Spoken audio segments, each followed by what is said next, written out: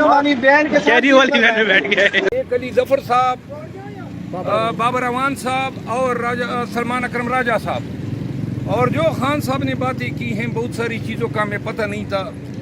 बहुत सी चीज़ों पे खान साहब का नाम गलत इस्तेमाल हुआ है और खान साहब के फरिश्तों को भी इल्म नहीं है।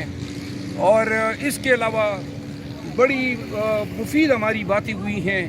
खान साहब ने कुछ अपने मसाइल बताए हैं कि जो उसके ज़हन में जो इश्यूज़ थे जिस पे वो हमें ब्रीफ करना चाहते थे, उनकी मुझे हिदायत हैं सबके सामने कि मीडिया पे, इलेक्ट्रॉनिक सोशल मीडिया पे आपने पाकिस्तान तहरीक इंसाफ और खान साहब का पैगाम पहुंचाना है। और मैं उनके तर्जमान की हैसियत से अपने फ़राइज़ की अंजामदही जारी रखूँगा। और खान साहब ने जो है कुछ और हिदायत दी हैं कोर कमेटी के लिए, बाबर अवान साहब और मैं ये दोनों पहुँचाएँगे।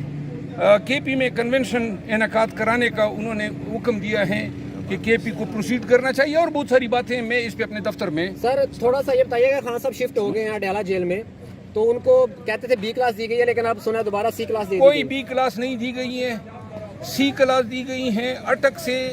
अटक में जो हालात थे वो वहाँ पे बेहतर थे, यहाँ पे थोड़े बुरे हैं, क्योंकि वहाँ पे खान साहब फरमाते हैं कि मैं वॉक कर सकता था, यहाँ पे वॉक की जगह नहीं है। और बाकी बातें हैं मैं इंशाल्लाह अपने दफ्तर में। खान साहब का नंबर वही है 804 ही है?